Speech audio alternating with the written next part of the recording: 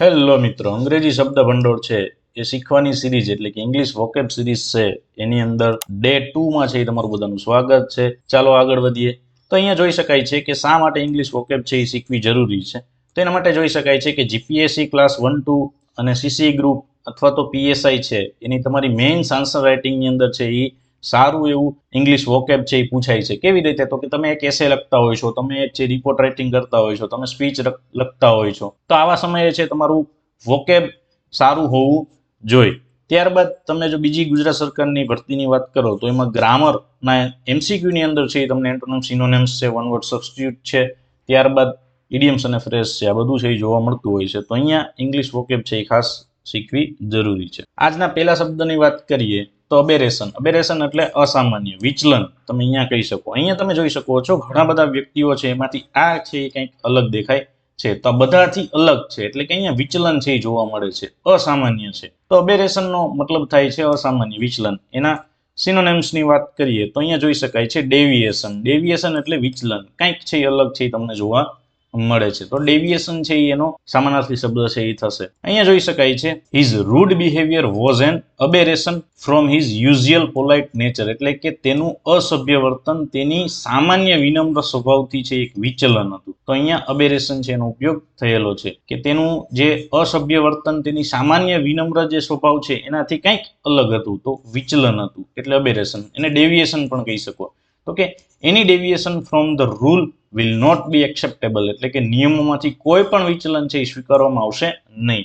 તો આવા સરસ સરસ સેન્ટેન્સ છે તમારે છે આન્સર રાઇટિંગમાં લખવા હોય તો અબેરેશન છે, ડેવિએશન છે, તો એના ઉપયોગ છે એ કરતા શીખી જાઓ. ત્યારબાદ એન્ટોનિમની વાત કરીએ તો અહીંયા નોર્માલિટી એટલે કે સામાન્ય. હવે અસામાન્ય છે તો એનો વિરોધાર્થી થશે સામાન્ય, કે જેમાં વિચલન નથી. તો નોર્માલિટી છે એનો એન્ટોનિમ્સ છે એ થશે. અહીંયા જોઈ શકાય છે after the crisis life slowly return to normality, એટલે કે સંકટ પછી જીવન ધીમે ધીમે છે એ સામાન્ય તરફ પાછું વળ્યું. તો અહીંયા નોર્માલિટી છે એ સામાન્યતા છે એ અબેરેશન અથવા ડેવિએશનનો છે એ એન્ટોનિમ છે એ થશે. ત્યારબાદ વાત કરીએ અબેન્સ. તો અબેન્સ એટલે ઠહરાવ, સ્થિર. કોઈ પણ વસ્તુ સ્ટોપ હોય, સ્થિર હોય, નિષ્ક્રિય હોય, તો આવા સમયમાં છે એ તમે અબેન્સ તરીકે ઓળખી શકો છો. તો સિનોનિમ્સની અંદર વાત કરીએ તો અહીંયા ઇનએક્ટિવિટી એટલે કે જે નિષ્ક્રિય છે, જે કંઈ કામ કરતું નથી, અથવા તો સસ્પેન્શન છે, નિલંબિત કરેલું છે કોઈ વસ્તુને, થોડા સમય માટે છે રોકી દીધેલું છે, તો સસ્પેન્શન છે, ઇનએક્ટિવિટી છે, ટેમ્પરરી અસ્થાયી સ્વરૂપ માટે છે એ હોય છે. તો આવા સમયમાં છે તમે સિનોનિમ ઇનએક્ટિવિટી, સસ્પેન્શન, ટેમ્પરરી છે અથવા તો સ્ટોપ છે અથવા તો અબેન્સ છે, ઠહરાવ અથવા સ્થિર, તો આ છે એ બધાનો છે ઉપયોગ કરી શકો છો. જોઈ શકાય છે long period of ઇનએક્ટિવિટી can harm your health, એટલે કે લાંબા સમય સુધી નિષ્ક્રિયતા તમારા આરોગ્યને નુકસાન પહોંચાડી શકે છે. તો અહીંયા inactivity, abeyance, can harm your health એટલે ઠહરાવ, સ્થિરતા છે એ તમારી હેલ્થને છે નુકસાન પહોંચાડી શકે છે. સસ્પેન્શન, નિલંબન, તો કે the employ faced suspension due two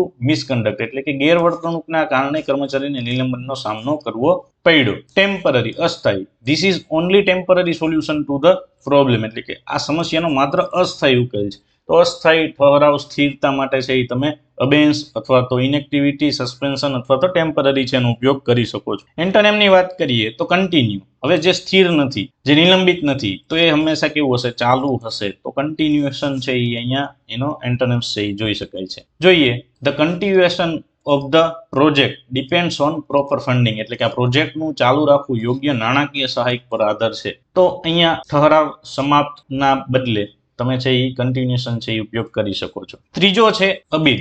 તો અબીદ એટલે નિવાસ કરવું અથવા પાલન કરવું અથવા માનવું. તો માનવું, પાલન કરવું, એના સિવાય પણ છે એ નિવાસ કરવાના સેન્સમાં પણ છે તમે અબીદ લઈ શકો છો.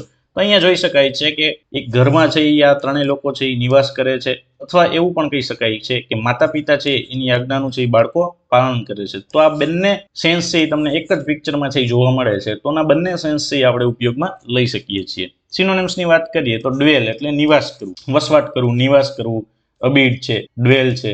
ત્યારબાદ એક્સેપ્ટ એટલે સ્વીકાર કરવું, તો કે પાલન કરવું, માનવું, એક્સેપ્ટ, આ બધું સ્વીકાર કરવું, એ બધું છે અહીંયા તમે જોઈ શકાય છે કે માતા પિતાની આજ્ઞાનું પાલન છે એ બાળકો કરતા હોય છે, સ્વીકાર છે એ કરતા હોય છે. તો આવી રીતે છે એ અબીડ છે એને તમે લઈ શકો છો. જોઈએ તો they dwell in small village near the river, એટલે તેઓ નદી પાસેના નાના ગામમાં નિવાસ કરે છે. નિવાસ માટે છે એ તમે ડ્વેલનો છે ઉપયોગ કરી શકો છો, અથવા તો તમે છે અબીડનો છે ઉપયોગ કરી શકો છો.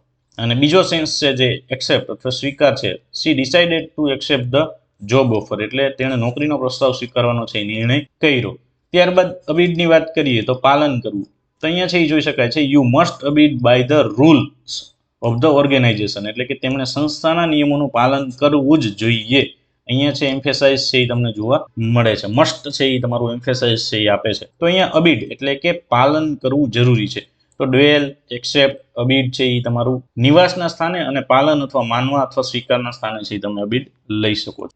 એન્ટોનિમની વાત કરીએ તો રિજેક્ટ. અહીંયા છે એ અસ્વીકાર છે ના સેન્સમાં છે તમે રિજેક્ટ છે એનો ઉપયોગ કરી શકો છો. અને અબીડનું છે એ એન્ટોનિમ્સ છે એ જોઈ શકાય છે. તે decided to reject the proposal due to high cost, એટલે વધુ ખર્ચના કારણે તેમણે પ્રસ્તાવનો અસ્વીકાર કર્યો. તો અહીંયા અબીડના એન્ટોનિમ્સ તરીકે તમે રિજેક્ટ છે એનો ઉપયોગ કરી શકો છો. ત્યારબાદ ચોથું વાત કરી તો એબ્જર. એબ્જર એટલે ત્યાગવું. તો અહીંયા આપણે જોયું હતું કે આ એક પોતાની આદત છે સિગરેટ પીવાની, એ છે એ ત્યાગી દે છે. તો એના માટે છે એબ્જર એટલે કે ત્યાગવું છે એ આપણે ઉપયોગ કરી શકીએ. તો અહીંયા સિનોનિમ્સમાં આપણે જોયું છે રિનાઉન્સ એટલે ત્યાગવું, જે પહેલા લેક્ચરમાં આપણે જોઈ ચૂક્યા છીએ. રિકેન્ટ એટલે પલટવું.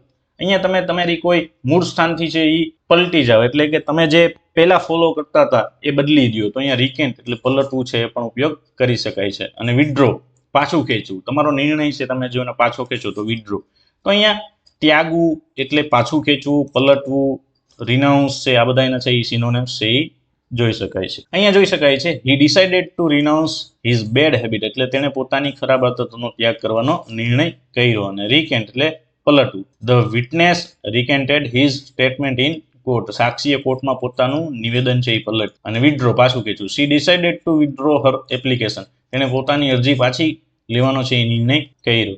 અને એબ્જર તો કે ત્યાગવું. He abjured his former beliefs after realising the truth, તેણે સત્ય સમજ્યા પછી પોતાના જૂના વિશ્વાસને છે એ ત્યાગ કર્યો. તો અહીંયા એબ્જર, વિડ્રો, રિકેન્ટ અને રિનાઉન્સ છે એ ક્યાંક સેન્સમાં છે એ લઈ શકો છો ત્યાગવાની ભાવના સાથે. એનું એન્ટોનિમ શું થશે તો કે અહીંયા એક્વાયર એટલે પ્રાપ્ત કરવું. હવે તમે કોઈ વસ્તુ ત્યાગો છો, છોડો છો, પલટો છો, વિડ્રો કરો છો, તો કોઈક વસ્તુ તમે પકડો તો પ્રાપ્ત કરવું. તો અહીંયા છે એ તમે મેળવવું, એક્વાયરના સેન્સમાં છે તમે પ્રાપ્ત કરવાના સેન્સમાં છે તમે એક્વાયર છે યુઝ કરી શકો છો.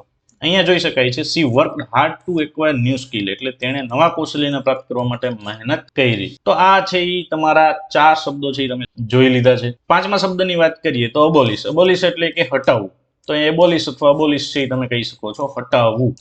તો અહીંયા તમે જોઈ શકો છો કે કોઈ એક ચેઇન છે એ બ્રેક કરી છે. તો બ્રેકિંગ ધ ચેઇન એટલે આ છે તમારું ઇડિયમ છે એ તમને જોઈ શકાય છે કે જેનો સેન્સ થઈ છે અબોલિશ, એટલે તોડવું, ભાંગવું, હટાવવું, દૂર કરવું, આ બધું છે એ અબોલિશની અંદર તમને જોવા મળશે. સિનોનિમ્સની વાત કરીએ તો એલિમિનેટ એટલે કે હટાવવું, કેન્સલેશન એટલે રદ કરવું, અને ઇરેડિકેટ એટલે કે ઉન્મૂલન કરવું, અને ડિસ્ટ્રોય એટલે નષ્ટ કરવું. તો આ બધું છે એ અબોલિશના સેન્સમાં છે તમે જોઈ શકાય છે. ઇરેડિકેટની વાત કરીએ the government aims to eradicate poverty, એટલે સરકાર ગરીબીનું ઉન્મૂલન કરવાનો છે એ પ્રયત્ન કરી છે. આ છે એ થોડુંક ઇરેડિકેટ છે એ થોડુંક ફોર્મલ સ્પીચમાં અથવા ફોર્મલ વર્ડમાં છે એ તમારે ખાસ ઉપયોગ કરવાનો હોય છે.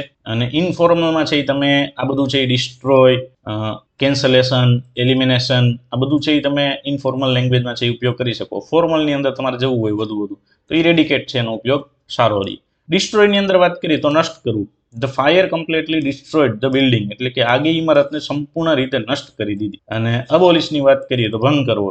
The law was abolished after many protest, એટલે કે ઘણા વિરોધ પછી કાયદાનો છે ભંગ કરવામાં આવ્યો. એલિમિનેટની વાત કરીએ તો we need to eliminate all error from the report, આપણે રિપોર્ટમાંથી બધી ભૂલો દૂર કરવાની જરૂર છે. અને કેન્સલેશનની વાત કરીએ the cancellation of the event disappointed everyone, એટલે કે કાર્યક્રમના રદ થવાથી બધા નિરાશ થયા. તો અહીંયા કેન્સલેશન છે, એલિમિનેશન છે, ડિસ્ટ્રોય છે, અબોલિશ છે, ઇરેડિકેટ છે, આ બધાનો ક્યાંક સેન્સ છે તમારે હટાવવું, દૂર કરવું, ઉન્મૂલન કરવું, નષ્ટ કરવું, ભંગ કરવો, આ નેગેટિવ સેન્સ છે તમે જોઈ શકો. એન્ટોનિમની વાત કરીએ તો અહીંયા કન્ટિન્યુ, હવે કોઈ વસ્તુ છે એ તમે ચાલુ રાખો તો એ અબોલિશ હટાવવાના વિરોધમાં છે એ તમે જોઈ શકાય છે. ત્યારબાદ બિલ્ડ ઘડવું, કોઈને વસ્તુને તમે છે ડિસ્ટ્રોય કરી દો તો સામે જ છે તમે એ વસ્તુને ઘડો, તો અહીંયા એન્ટોનિમના સેન્સમાં છે એ જોઈ શકાય છે. ત્યારબાદ કન્સ્ટ્રક્ટ એટલે કે નિર્માણ કરવું, કોઈ વસ્તુ છે એ ડિસ્ટ્રોય કરી દીધી, અબોલિશ ભાંગી દીધી, તો એને ફરીથી તમે કન્સ્ટ્રક્ટ કરી શકો. ક્રિએટ કરો, સર્જન કરવું, રિસ્ટોર કરવું, પુનઃસ્થાપિત કરવું,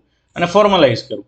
તો આ બધું છે એ તમારું અબોલિશના છે એ એન્ટોનિમ્સ તરીકે જોઈ શકાય છે. Continue, build, construct, create, restore અને ફોર્મલાઇઝ. વાત કરીએ કન્ટિન્યુ, તો કે ચાલુ રાખવું. Continue your work without interruption, તો કે કૃપા કરીને તમારું કામ વિક્ષેપ વિના છે એ ચાલુ રાખો. તો અહીંયા કન્ટિન્યુએશનના સેન્સમાં છે એ તમારે લઈ શકાય છે. બિલ્ડ એટલે ઘડવું, બનાવવું. They plan to build a new house next year, એટલે તેઓ આવતા વર્ષે નવું ઘર બનાવવાની યોજના બનાવે છે. અને કન્સ્ટ્રક્ટ એટલે નિર્માણ કરવું.